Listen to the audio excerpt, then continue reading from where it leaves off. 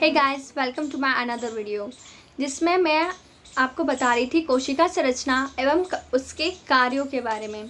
तो यह video lecture का मेरा पार्ट 2 है। इसके पार्ट 1 में मैंने आपको कोशिका के थोड़ा प्लाज्मा झिल्ली, कोशिका द्रव्य, इनके बारे में आपको अच्छे से समझा दिया था। साथ ही मैंने आपको पादप कोशिका और जंतु कोशिका को अच्छे से डिटेल में मैंने आपको समझा दिया है।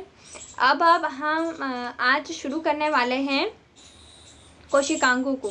ओके, तो सारे कोशिकांगों को आज हम पढ़ने वाले हैं और उनके कार्यों को अच्छे से समझने वाले हैं, उनकी संरचना को समझने वाले हैं।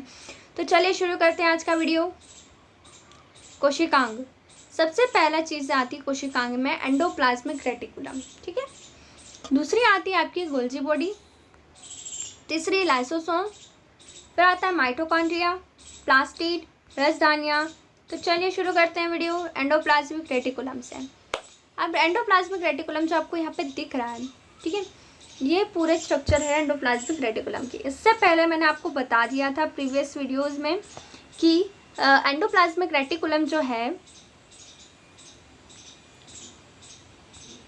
एंडोप्लाज्मिक रेटिकुलम जो है वो नलिकाकार, गोल और आयताकार पुटिकाएं हैं। और मैंने आपको बताया था इसमें कि न्यूक्लियस के बिल्कुल समीप पर, ये न्यूक्लियस आपको दिख रहा है, ठीक है, ये न्यूक्लियस जो है इसके बिल्कुल ही बहुत ही पास में पाया जाएगा आपका।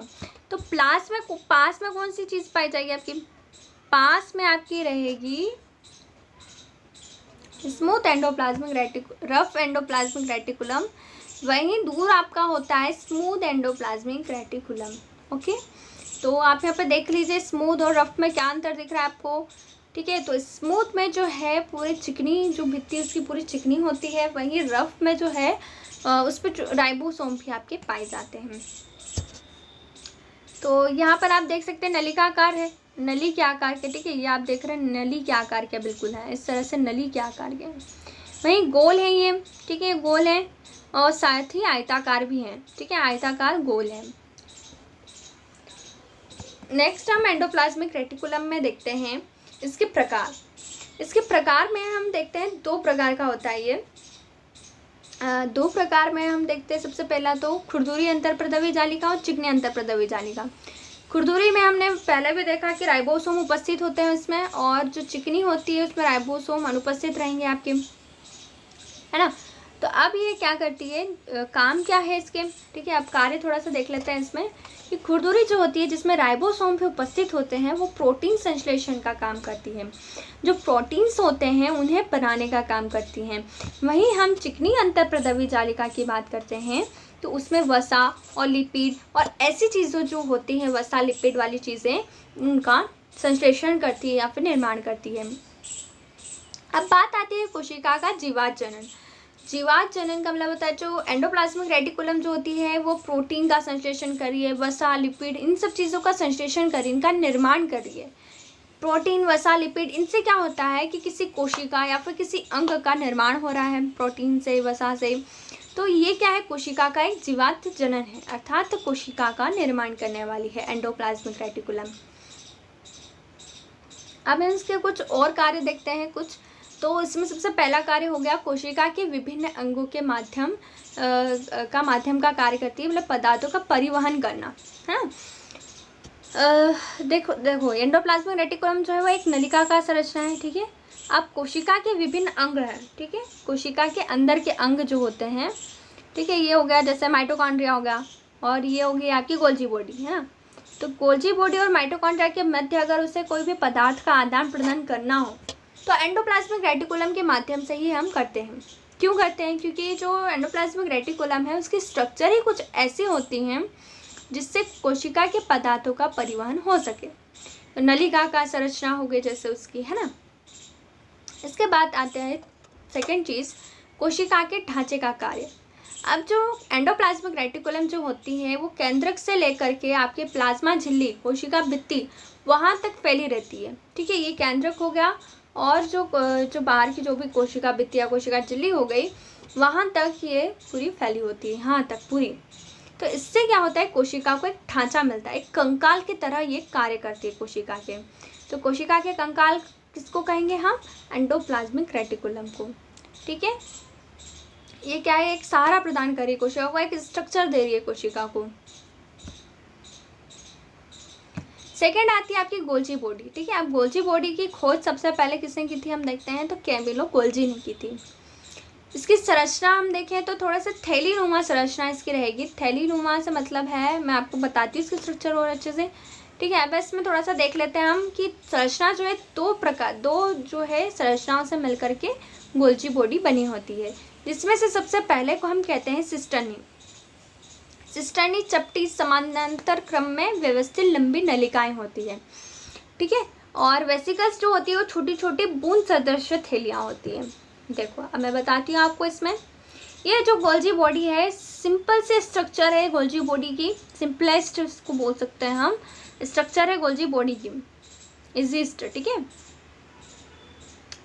तो इसमें आपको देख सकते हैं ये वाली जो स्ट्रक्चर्स हैं ये है आपकी वेसिकल्स। ठीक है, ये आपकी वेसिकल्स होगी, तो आपने यहाँ पर देखा था सिस्टर्नी, सिस्टर्नी हो गई, जिसमें सिस्टर्नी में क्या था, चपटी समानांतर है, चपटी है आपको दिख रही है चपटी। ठीक है, चपटी है और समानांतर क्रम में है। ठीक है, एक के ऊपर एक इस तरह से समानांतर क्रम में है। और जो ये आपको गोल गोल पुटिकाएँ जो दिख रही हैं ये है आपकी वेसिकल्स। ठीक है, ये क्या है आपकी वेसिकल्स।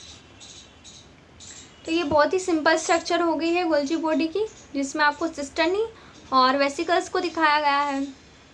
अब इसके हम कुछ कार्य देख लेते हैं। कार्य में सबसे पहला कार्य इसका एंडोप्लाज्मिक रेटिकुलम द्वारा संश्लेषण पदार्थ जो होते हैं उनको पैक करना। Endoplasmic reticulum, okay. So endoplasmic reticulum के बारे में हमने पिछले उसमें पढ़ा था स्लाइड में, जिसमें बताया था प्रोटीन, वसा, लिपिड इनका संश्लेषण करना होता है। अब ये संश्लेषित पदार्थ कहाँ जाएंगे? ठीक है, अब संश्लेषित पदार्थ तो बन गए हैं अब, ठीक है, पदार्थ तो बन गए हैं, उनका यूज़ अगर नहीं हो, ठीक है, तो ये कहाँ जाएंगे पदार्थ? ये जाएंगे पदार्थ गोल्जी बॉडी में, जहाँ पर इनको अच्छे से पैक कर दिया जाता है। ठीक है, पैकिंग अच्छे से कर दी जाती है गोल्जी बॉडी द्वारा। सेकेंड थिंग होती है लाइसोसोम का निर्माण। ठीक है, आप जब इसके सिस्टर्नीज को देखते हैं, ठीक है, सिस्टर्नी है और वेसिकल्स हैं, ये सिस्टर्नी और वेसिकल्स को जब देखते हैं आप, तो सिस्टर्नी के पास ही वेसिकल्स हैं। ठीक है, या तो इनके संकुचन से या फिर मुकुलन से, ठीक है, बडिंग से क्या निर्माण होता है? वेसिकल्स का निर्माण होता है। और यही वेसिकल्स जो है आगे जा करके लाइसोसोम का निर्माण करते हैं। लाइसोसोम भी एकदम गोल जैसी स्ट्रक्चर होती है, एकदम राउंड स्ट्रक्चर होती है। तो ये लाइसोसोम का निर्माण इस प्रकार से करती है। वही हम थर्ड चीज़ देखते हैं हम इसमें कि पदार्थों का संचयन, रूपांतरण और बंद करना। जो भी पदार्थ बनते हैं जिसके भी द्वारा बन रहे हैं, भले एंडोप्लाज्मिक रेटिकुलम हो या फिर कोई भी चीज़, कोई भी कोशिकांग हो जिसके द्वारा कोई पदार्थ का निर्माण हो रहा है, तो उसका संचयन करने का काम करती है। साथ ही रूपांतरण, कोई भी संचित पदार्थ है उसके पास, ठीक है, कुछ भी संचित पदार्थ है उसको रूपांतरण करना, जैसे यानी कि एक रूप से उसको दूसरे रूप में बदलती है, तो उसमें रूपांतरण करना, साथ ही बंद करना। ठीक है, कोई भी पदार्थ है उसको अगर उसमें पैक करना हो तो वो गोल्जी बॉडी करती है। अब इसमें फोर्थ चीज़ देखते हैं, सामान्य से जटिल शक्कर का निर्माण। ठीक है, एक सामान्य शक्कर होती है, उसको जटिल शक्कर में बदलना होता है, तो वो गोल्जी बॉडी करती है, जिसमें मैंने आपको बताया रूपांतरण करना। तो यह भी एक रूपांतरण हो गया कि सामान्य शक्कर को जो है वो एक जटिल शक्कर में बदल देती है। अब हम देखते हैं लाइसोसोम के बारे में। लाइसोसोम जो है एक अपशिष्ट निपटाने वाला तंत्र है। अपशिष्ट निपटाने वाला तंत्र से क्या मतलब है? जैसे कि कोई भी अपशिष्ट होता है, हमारे घरेलू अपशिष्ट, ठीक है, जो काम की चीज़ें जो होती हैं हम इसे स्टोर कर देते हैं, और जो भी बेकार चीज़ें होती हैं उसे हम अपशिष्ट समझकर बाहर कूड़ेदान में फेंक देते हैं। तो ये वाला जो कूड़ेदान जो है वो एक अपशिष्ट निपटाने वाला तंत्र हो गया। ऐसे ही लाइसोसोम भी होती है कोशिका में। कोई भी पदार्थ अगर कुछ यूजलेस हो, जिसका संचय भी नहीं हो रहा है, रूपांतरण भी नहीं हो रहा, पैक भी नहीं हो रहा है, कुछ नहीं हो रहा उस पदार्थ का, तब जाकर के लाइसोसोम जो होता है उस पदार्थ का निपटान करता है। अब लाइसोसोम ऐसा क्या है कि ऐसा निपटाने लग जाता है सभी चीज़ों को, तो उसमें कुछ ऐसे पाचक एंजाइम्स होते हैं। ठीक है, पाचक एंजाइम्स जो होते हैं वो जो भी पदार्थ होता है उससे वो पचा देता है, ठीक है, उसे वो नष्ट कर सकता है। तो ये एक तरह से क्या करती है, कोशिका की साफ सफाई करती है। लाइक हो गया जैसे कोई डेड सेल, ठीक है, डेड कुछ भी डेड हो गया हो अंग कोई सा भी, ठीक है, क्योंकि कोई भी चीज़ है वो नश्वर है, ठीक है, आपको पता है। ऐसा माइटोकॉन्ड्रिया हो गया, कुछ उसका डेड पार्टिकल कुछ हो गया हो, तो लाइसोसोम जाएगा उसके पास में, और जो भी उसके पास पाचक एंजाइम होगा वो उसे पदार्थ को लेकर के अपने अंदर पाचक एंजाइम से पूरा पाचन कर देगा। अब जब ऐसी सिचुएशन आती है जब सेल भी डेड हो जाती है, ठीक है, सेल की भी डेथ होती है, ठीक है, जो हमें डेड सेल्स जिसे बोलते हैं हम, डेड सेल्स जो होती हैं उसमें लाइसोसोम क्या करेगा, लाइसोसोम भी मरेगा, ठीक है, वो खुद भी डेड होगा।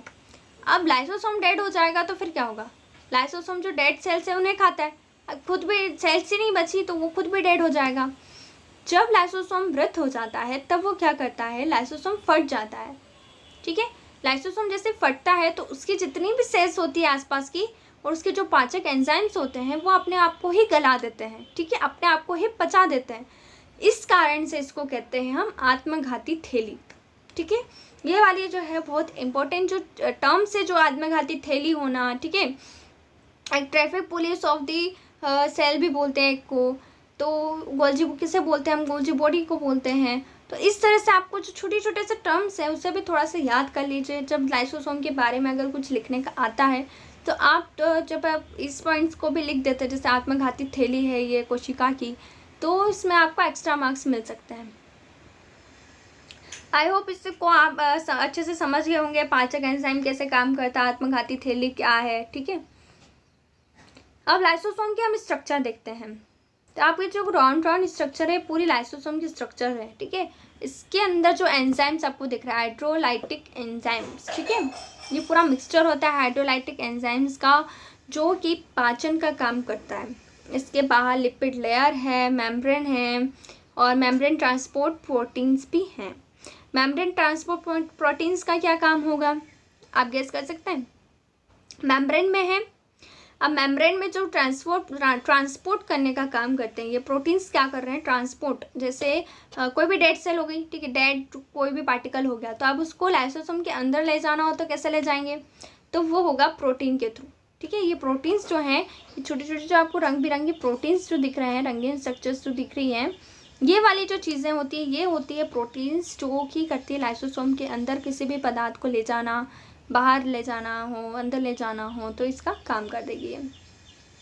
तो होगी पूरी लाइसोसोम की स्ट्रक्चर और लाइसोसोम के कार्य वगैरह जो भी है। अब पर नेक्स्ट चीज़ आती है माइटोकॉन्ड्रिया। माइटोकॉन्ड्रिया जो बहुत ही इम्पोर्टेंट होती है किसी भी सेल के लिए।